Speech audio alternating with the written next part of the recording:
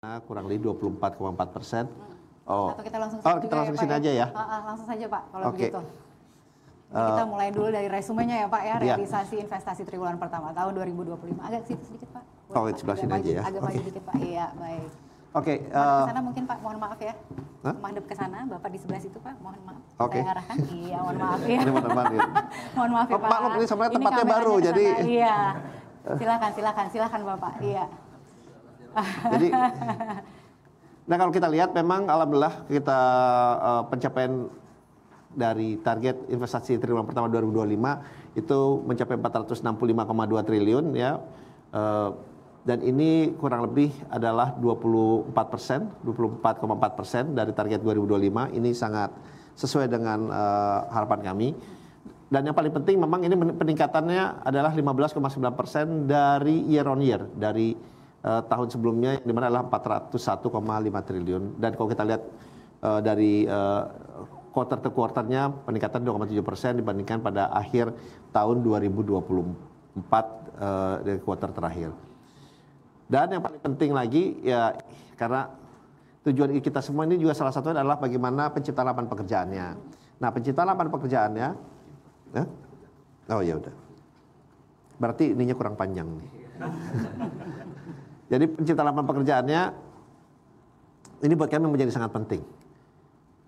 Adalah sebanyak 594.104 orang pencipta lapangan pekerjaan baru dari investasi yang dihasilkan 465,2 triliun ini, dan ini adalah kenaikan kurang lebih 8,5% dari tahun sebelumnya. Dari tahun sebelumnya yang berjumlah 847.419 orang. Nah ini adalah satu indikator yang sangat-sangat baik, sangat-sangat positif di tengah kalau kita lihat meningkatnya tensi geopolitik, tensi geoekonomi, tapi alhamdulillah kita melihat appetite dari investor dalam maupun luar negeri untuk berinvestasi itu terus meningkat di Indonesia. Oke. Jadi ada capaian sebesar 24,4% dari total target untuk tahun 2025. Q on Q-nya juga naik 2,7%, year on year-nya 15,9%. Jadi ada pertumbuhan ya. Kemudian penyerapan tenaga kerjanya juga ada pertumbuhan sebesar 8,5% untuk year on year-nya. Kita beralih untuk perbandingan PMA dan PMDN berarti ya Pak ya. Ada catatannya Pak? Oke,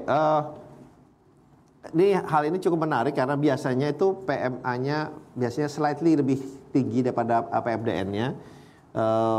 Tapi pada kuartal pertama ini memang PMDN-nya kontribusinya slightly lebih tinggi dari penerimaan modal asingnya, yaitu kalau kita lihat 50,5% PMDN atau 234,8 triliun ya, dan PMA-nya itu 230,4 triliun atau 49,5%. Yang ingin saya sampaikan, ini terjadi bukan karena PMA-nya turun, tetapi karena PMDN-nya yang meningkat jauh lebih tajam dibandingkan kenaikan oleh penanaman modal asingnya. Jauh lebih agresif gitu ya Pak? Iya, kalau kita lihat peningkatan dari PMDN-nya ini adalah 19,1% dari tahun sebelumnya, sedangkan PMA tetap meningkat juga nih, bahkannya ini yang paling penting. Bukannya tidak meningkat, tetapi peningkatannya adalah 12,7%. Jadi peningkatan PMDN 19,1%, peningkatan PMA-nya 12,7%. Tetapi dua-duanya tetap itu meningkat secara baik. Oke. Jadi memang agak di luar kebiasaan PMDN itu lebih besar begitu dibandingkan PMA-nya, tapi memang pertumbuhannya sama tingginya begitu ya antara PMDN dengan PMA. Gitu. Iya, karena kalau kita lihat di tahun sebelumnya juga memang PMA-nya itu walaupun di atasnya PMDN tetapi tidak berbanding jauh juga. PMA-nya itu 50,7%, PMDN-nya 49,3%. Nah, ini penyebabnya apa, Pak? Penyebabnya salah satunya mungkin nanti kita akan lihat lebih dalam lagi, tetapi memang ini disebabkan terutama kalau kita lihat lebih dalam lagi, saya disampaikan oleh tim kami, itu karena faktor peningkatan dari segi infrastruktur, terutama pembuatan jalan tol terutama di daerah Sumatera Utara dan Riau, dan juga disebabkan oleh barunya pelaporan investasi untuk bidang real estate atau properti. Jadi dua hal itu yang menyebabkan PMDN kita meningkat lebih tajam. Ya. Baik, kita lihat sekarang perbandingan Jawa dan luar Jawa triwulan pertama, Pak. Kembali lagi ini hal yang sebetulnya menurut kami di BKPM di Kementerian Investasi ini hal yang sangat positif kita. Karena kenapa? Kembali lagi peningkatan di luar Jawanya ini saya lihat investasinya itu lebih tinggi.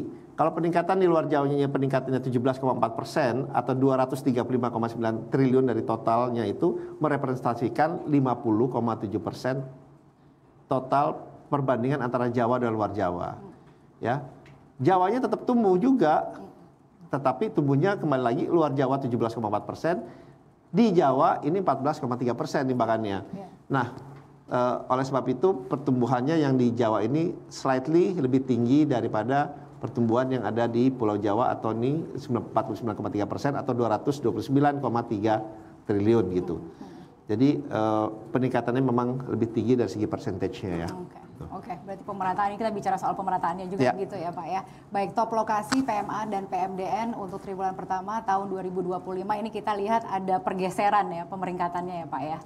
Apa yang bisa disampaikan? Kalau kita lihat sekarang posisi nomor satunya malah diduduki Jakarta ya Pak ya. Berarti ada perubahan nih Pak? Iya, biasanya memang pergeserannya sedikit ya. Tapi kalau lihat perubahannya tidak tetap hampir sama. Cuma mungkin Jakarta sekarang yang mungkin lebih banyak, biasanya Jawa Barat yang lebih banyak karena faktor manufacturing kan biasa aja di Jawa Barat nih. Tetapi di Jakarta ini juga karena faktor investasi di bidang telekomunikasi yang meningkat. Jadi di Jakarta ini investasinya slightly sebenarnya tidak terlalu banyak peningkatannya dibandingkan oleh Jawa Barat. Mau kita lihat Pak? Kita lihat, diklik dulu mungkin untuk di Jakarta. Oh iya. Ya. Untuk sektor usahanya ya. Iya.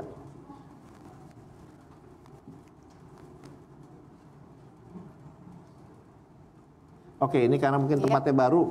Ini dia Pak, ya. Untuk sektor usahanya. Nah, untuk sektor usahanya tadi saya sempat menyampaikan telekomunikasi. Ini adalah salah satu penyebab transportasi, gudang dan telekomunikasi.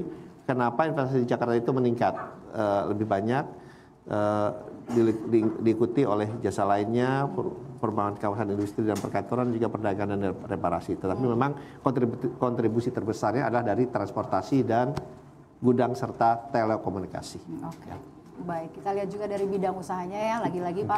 Kalau ini kan tadi untuk top lokasi, ini kita akan lihat untuk top bidang usahanya, PMA dan juga PMDN untuk triwulan pertama tahun 2025.